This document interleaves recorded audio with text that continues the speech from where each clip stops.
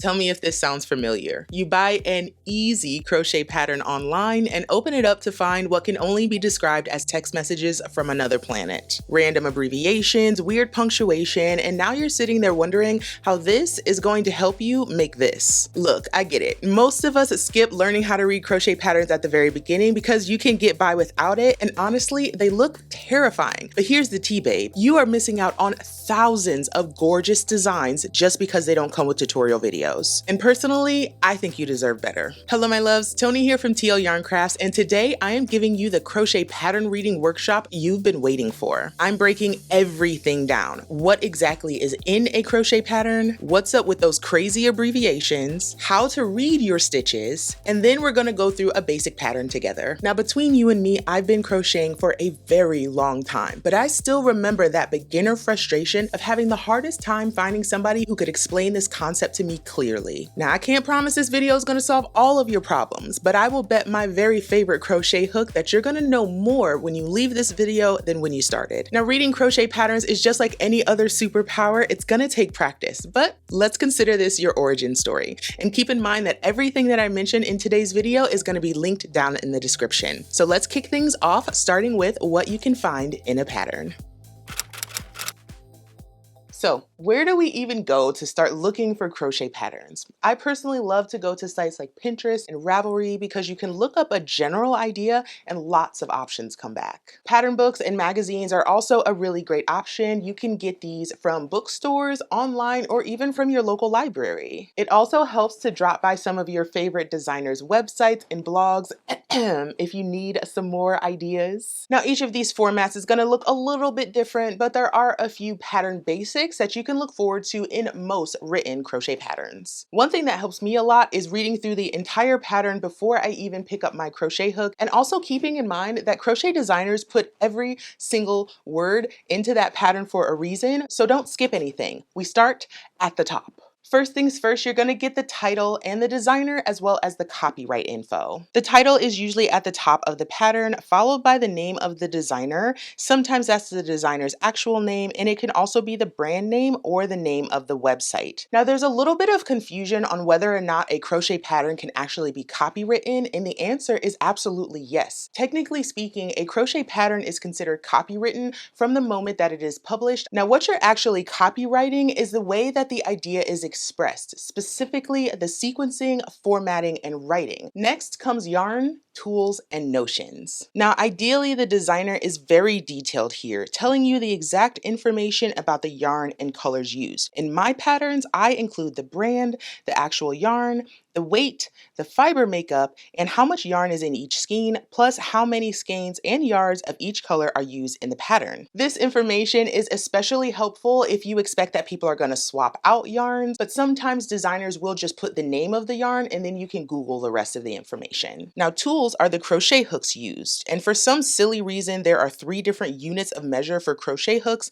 the US letter, the US number, and the metric millimeter. Depending on your source, the US number and US letter can vary, so I personally like to use millimeters because those are universal, but don't come for me, babe. You can duke that one out in the comments. Notions are the other accoutrements needed to complete the project. You can assume that you'll need a pair of scissors, a tape measure, a tapestry needle, and locking stitch markers. I like to call those crochet essentials, and I keep them in every single one of my project bags. Some other items listed might be blocking supplies, a pom-pom maker, yarn bobbins, and safety eyes. The list goes on and on. In addition to my crochet basics, I do like to keep a couple other essentials in my project bag, and if you would like to know what those are, you can click this video right here. Next comes finish measurements. Now, this includes the dimensions of your project after any finishing steps. So for something like a blanket, for example, this might be just the length and the width. For garments, these dimensions are going to be broken down by size. You're likely to see the size in letters in US patterns and then corresponding measurements for each size. Now, bust measurement and length are typically standard for most garments, but some very meticulous designers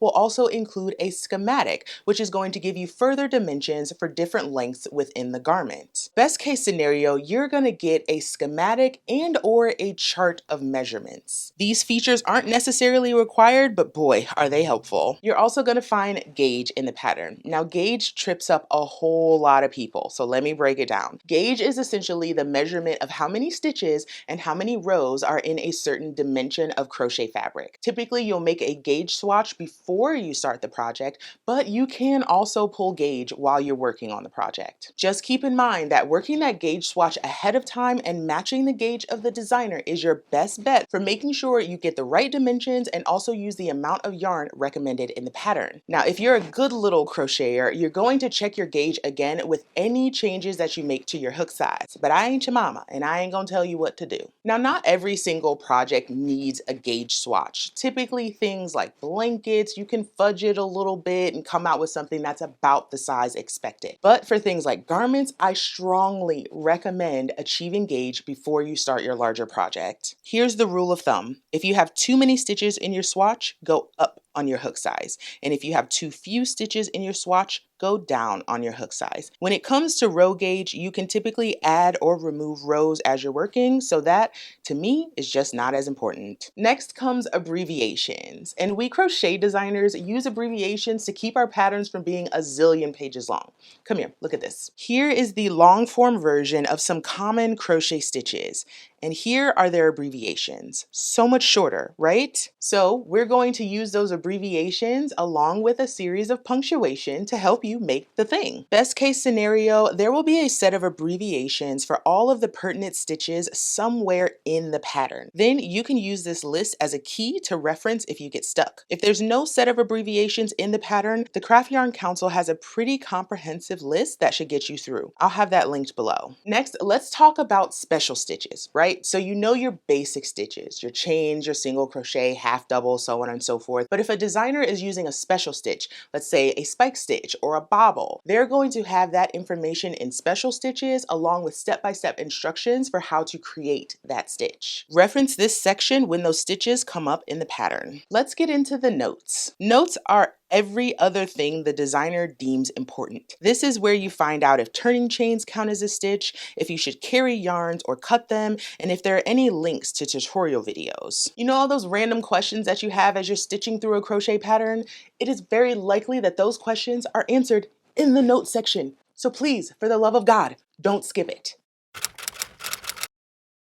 Okay, baby, so you got the basics down. Now let's talk about the number one roadblock to reading crochet patterns, and that is abbreviations. Without any context, it looks no better than some bad algebra. But don't stress, bestie. Those random letters are not there to mix you up on purpose. It's just a little crochet shorthand. So let's break this down, shall we? Most crochet patterns work off a standard list of abbreviations. I have linked a quick little reference guide that you can print out down in the description. You can save that to your phone, print it out and keep it with your notions, whatever works best for you. We're about to go over some common crochet stitches and their abbreviations, but I do want you to keep one really annoying fact in mind. We do work off of a US and a UK set of crochet terms. Now, I'm not going to get into the history of why we have two sets, but just know that you really need to check the pattern to figure out if you're working off of US or UK terms. I am a US designer, so I am going to be explaining these with US terms. Okay, here we go. Let's start with the basic stitches. CH equals chain, where we yarn over and pull up a loop. SC stands for single crochet, where we insert the hook, yarn over and pull up the loop, then yarn over and pull through the remaining 2 loops on the hook. HDC stands for half double crochet. We start with a yarn over and then pull up a loop and yarn over and pull through all 3 loops on the hook. Then there's double crochet. Start with a yarn over, pull up a loop, yarn over, pull through 2 loops, and then yarn over and pull through the remaining 2 loops. Here's treble crochet, which starts with 2 yarn overs, then yarn over, pull through 2 loops, yarn over, pull through 2 loops again, and then yarn over and pull through the final 2 loops. And this one is the slip stitch, where we insert our hook into the stitch, yarn over, pull through the stitch, as well as the remaining loop that's on the hook. Now, aside from those stitches, we also abbreviate actions as well as parts of the stitch. When instructed to work in the front loop only, select the front loop of the two that are at the top of the stitch. Here I'm doing a double crochet through the front loop only. When instructed to work the back loop only, select the loop that is furthest from you. Here I'm completing a double crochet through the back loop only. When instructed to work through the front post, insert your hook from front to front around the post of the stitch and then complete the stitch indicated. Here I am doing a front post double crochet. And for a back post, you're going to insert your hook from back to back around the post of the stitch and then complete the stitch. These are back post double crochet stitches. You may see increase abbreviated as INC. Typically that means to place two of the same stitch into the same stitch, but sometimes the designer will specify what an increase means. In the same spirit, DEC can mean decrease. Now that might mean working stitches together or skipping stitches, just check the pattern to clarify. CHSP means chain space, and that is the space underneath a chain, like the space here in the middle of this V-stitch. TCH is short for turning chain, and this is the series of chains that starts a new row. That might be 1, 2, 3, or even more. RS stands for right side or the front side of your work, whereas WS stands for wrong side or the back side of your work. YO stands for yarn over, so to bring your yarn over the top of your hook. And CC is simply an easier way to say to change color.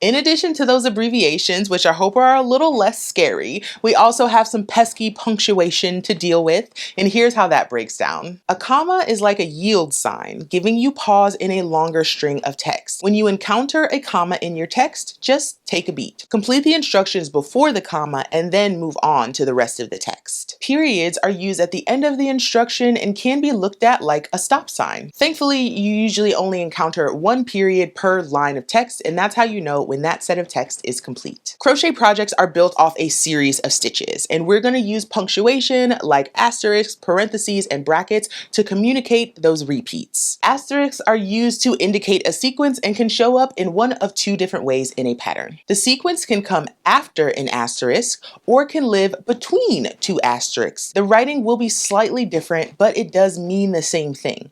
The information after the sequence will tell you how many times to repeat the sequence or how far to take the sequence. Parentheses can show up in many different ways in a pattern. You may see them at the beginning of the pattern to indicate separate hook sizes or the number of skeins used. They can hold numbers at the end of a row of instructions to indicate how many stitches there should be at the end of the row. And you might also see parentheses somewhere in the middle of the text, usually with some kind of clarifying information. One of the most common ways you're going to see a set of parentheses used is the same way that we use asterisks, to hold on to a sequence of text. A crochet sequence lives between the parentheses, and the information after the closed parenthesis tells you how many times to repeat the information or how far to take the repeat. While parentheses are used most often, you might also see brackets in writing. Now, I can't speak to everybody's writing style, but in my pattern, you're only going to see brackets if there are also parentheses present. The bracket encases a larger repeat,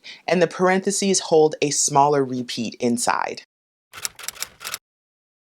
Next, let's get into how to read your stitches, which in my book is just as important as learning how to read crochet patterns. Let's say, for example, you're working on a project and you put it down for a while. If you're able to read your stitches, it's going to be pretty easy to figure out where you stopped so you can start again. Being able to read your stitches is also helpful for being able to find and fix your mistakes. In order to be able to read your stitches, you need to understand the anatomy of an individual stitch. So each of our basic stitches, single, half double, double, etc., has a couple of loops on top. The loop closest to you is called the front loop, and the loop furthest from you is called the back loop. In addition to these horizontal loops, you also have a series of vertical loops better known as the post of the stitch. Now that you can identify your horizontal loops as well as your vertical posts, it's going to be a lot easier to use those to count your stitches. If I'm counting on the working row, I like to use the loops at the top because they look like little V's. So if we take this swatch, for example, we can count those little V's. Here's 1, 2,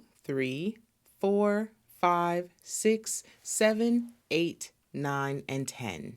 We have 10 stitches. For stitches in the body of my work, I can count the posts instead, and it often helps if I pull my work apart to identify the stitches a little bit better. For our rows, I find it a bit easier to count the posts as well, so let's count the rows in this swatch. 1, 2, 3, 4, 5. 5 total rows. Now this is a pretty basic piece of crochet fabric, and counting rows and stitches is going to get a little bit trickier the more complicated the stitch pattern is. I find it really helpful to practice counting rows and stitches by working up swatches out of a stitch dictionary. Make a bunch of swatches and now you can practice counting your stitches in rows as well as finding and fixing your mistakes. Now, unless you're working a special crochet technique like Tunisian crochet or mosaic, most crochet fabric is constructed in one of 3 ways. Our first option is flat rows or just rows, which begin with a series of chains. Then we're going to work our first row of stitches into those chains. I like to work my first row of stitches into the back bump just to give me a cleaner edge on the bottom of my work. Rows are turned at the end, and be sure to consult the pattern to see if the turning chain is counted as a stitch. Beginners often have trouble identifying the first and last stitch when working in rows, so training wheels, aka locking stitch markers, in each of these stitches should do the trick. Here's how I like to do it.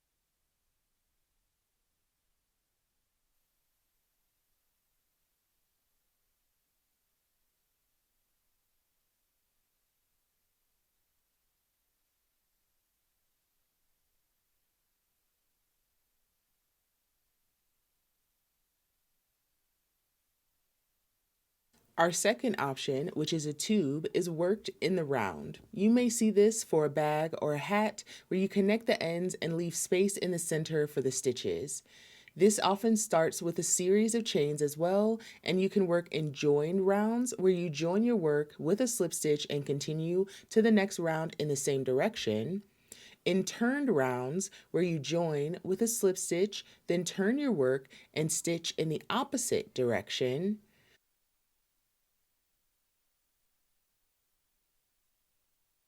Or even in a spiral where you do not join but instead continue working in a continuous spiral.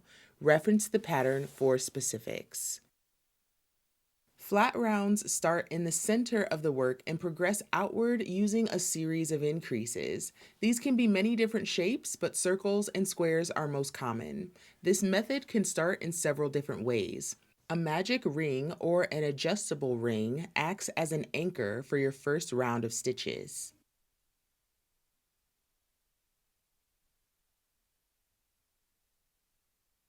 You can also start with a series of chains that are joined in a loop by a slip stitch, and then put your stitches in the chain space.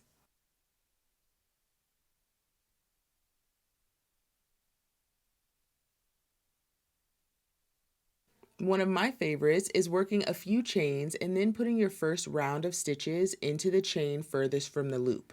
It looks a little gappy right now, but use the tail to close the gap and you're good to go.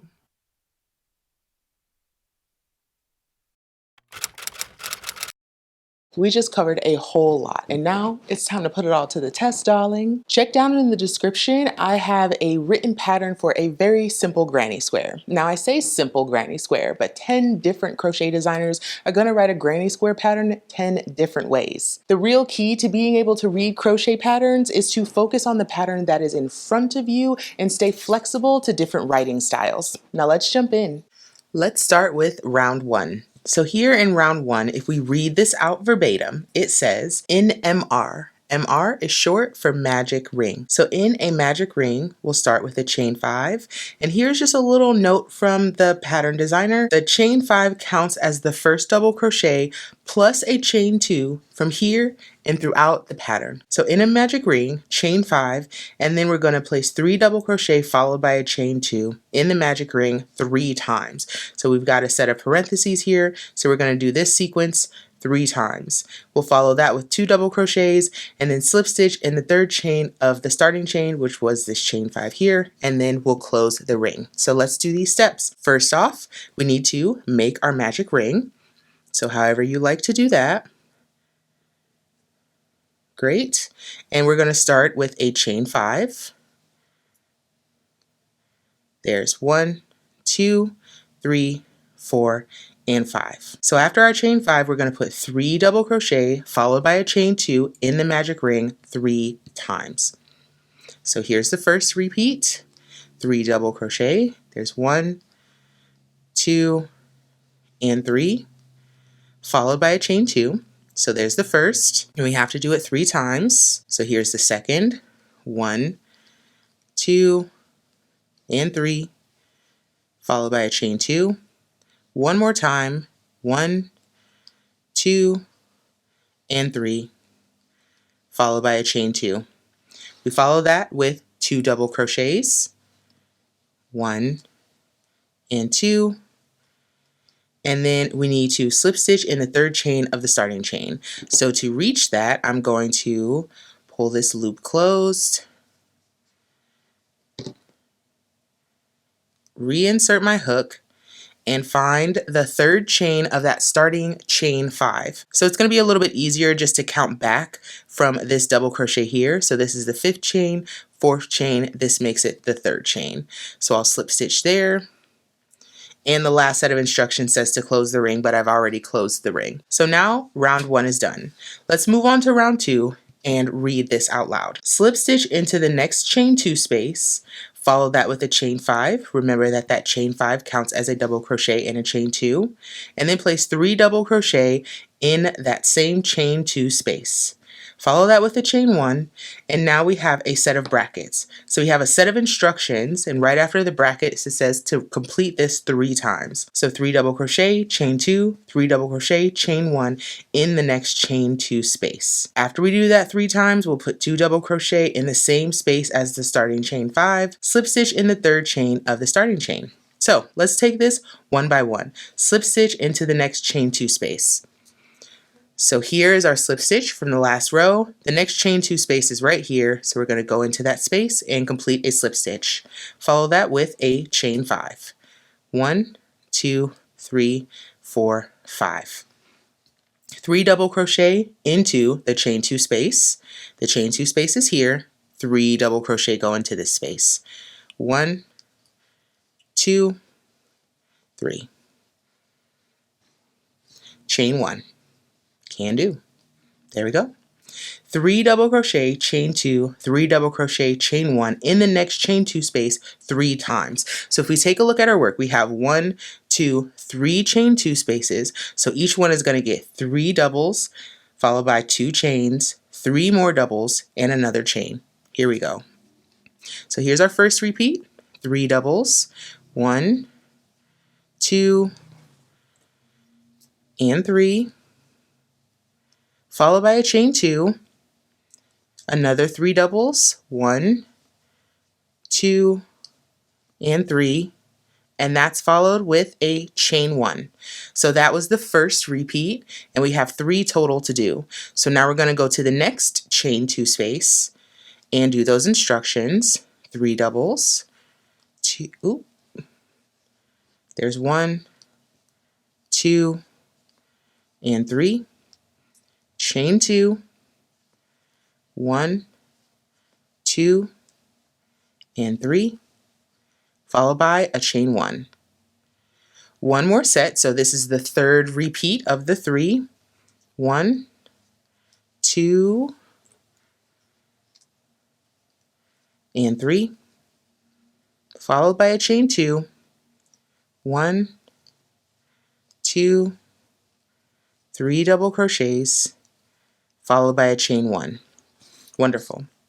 So now those brackets are complete because we did this 3 times. Moving on, 2 double crochet in the same space as the starting chain 5. The starting chain 5 is right here, so we're going to put 2 double crochet into this space. Here's 1 and 2. Slip stitch in the third chain of the starting chain. So again, I'm going to count from the top. So this is the double crochet. So here's the 5th chain, 4th chain, 3rd chain is here.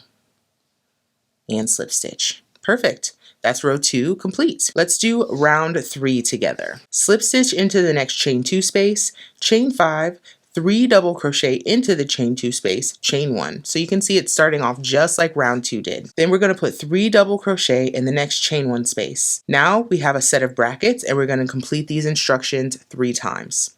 3 double crochet, chain 2, 3 double crochet, chain 1 in the chain 2 space, just like we did on the previous row, and then 3 double crochet in the next chain 1 space, followed by a chain 1. And we'll do that 3 times. 2 double crochet in the same space as the starting chain 5, and then slip stitch in the 3rd chain of the starting chain. See, when you read it out loud, it don't sound so bad. So let's start with slip stitching into the next chain 2 space. So we finish our join here into the chain, and we're going to slip stitch into the chain 2 space. Follow that with a chain 5, 1, 2, 3, 4, and 5. 3 double crochet into the chain 2 space. There's 2 and 3, and we follow that with a chain 1. 3 double crochet in the next chain 1 space. So that's right here. 3 double crochet go here. 1, 2, and 3. And now we're going to do our bracket instructions, which is basically a corner. So the 3 double crochet, chain 2, 3 double crochet, chain 1 in the corner, and then 3 double crochet, chain 1 on the sides. So let's do the corner first. 3 double crochets, 2 and 3, chain 2, and then 1, come back here, 1, 2, and 3, followed by a chain 1. Remember, the rest of the bracket is 3 double crochet in the next chain 1 space, followed by a chain 1. So we're going to the next chain 1 space, which is right here, and putting 3 double crochet there. 1, 2, and 3. So that was the first repeat of our bracket. Now let's do the second. So we're going to work the corner, 3 doubles, 1, 2, 3, followed by a chain 2, and then 3 more doubles, 2 and 3, followed by a chain 1. Now to finish out that bracket, we're putting 3 double crochet into this chain 1 space, followed by a chain 1. So that was the second repeat of our brackets. Now let's do the third and final repeat.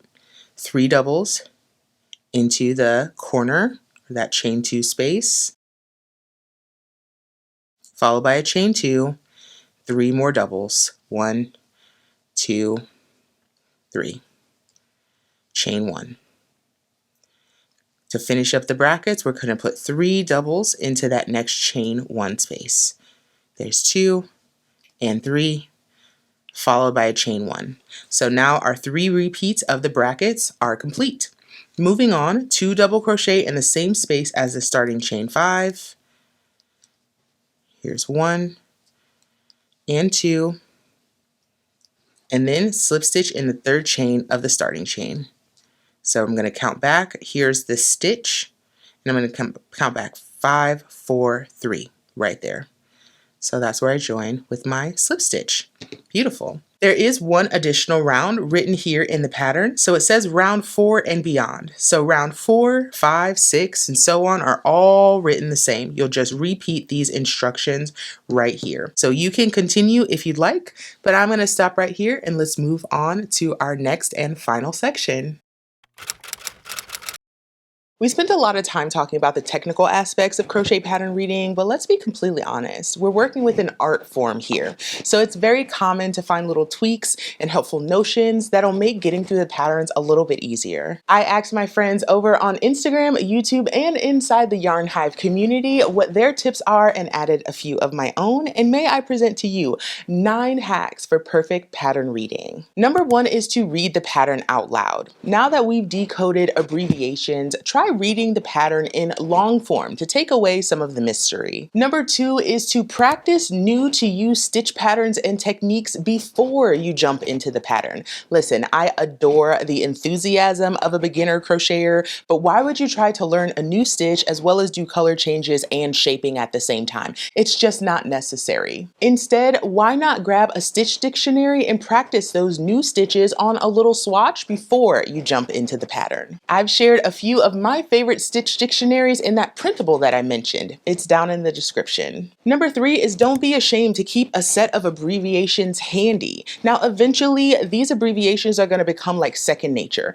but until they do, keep a set with your notions, keep them in your project bags, keep them on your phone, wherever you need them to be to help you out when you're checking out new patterns. Number 4 is don't be afraid to mark up those patterns. You saw what I was doing with that highlighter, and feel free to take it to the next step as well. There are all kinds of tools that you can use: highlighter tape, shear tabs, a magnetic chart reader, and then for digital patterns, I really like to use an app called Notability because then I can do highlighter, marking, erasing, anything that I want. Tip number 5 is when you're just starting out, try to look for patterns that are in magazines and books. There's usually a higher standard of technical writing for these texts, which means that more pros have had their eyes on the pattern and it's less likely to have mistakes. Number 6 is if you really want to get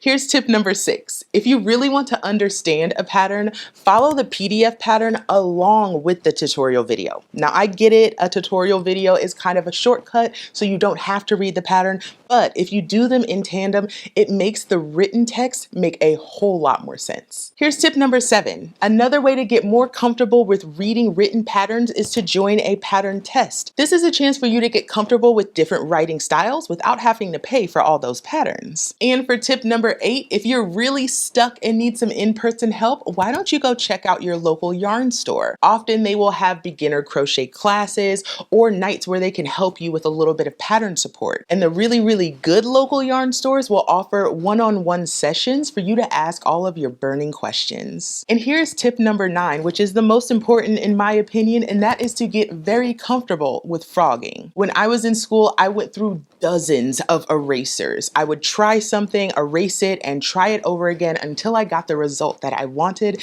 and that has not changed since I picked up crochet. If you make a mistake or feel like you didn't do something right, go ahead and rip it out. It's no harm, no foul. Now, the trial and error can be a little bit of a pain, but that joy of finally getting it right makes it all worth it.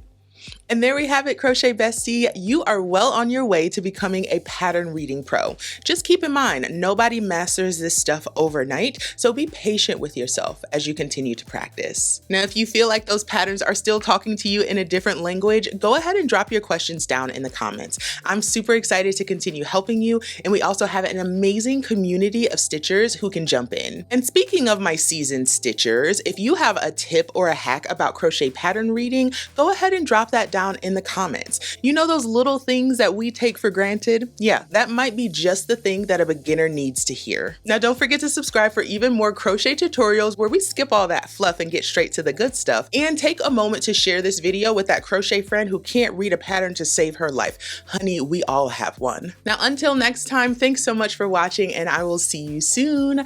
Bye.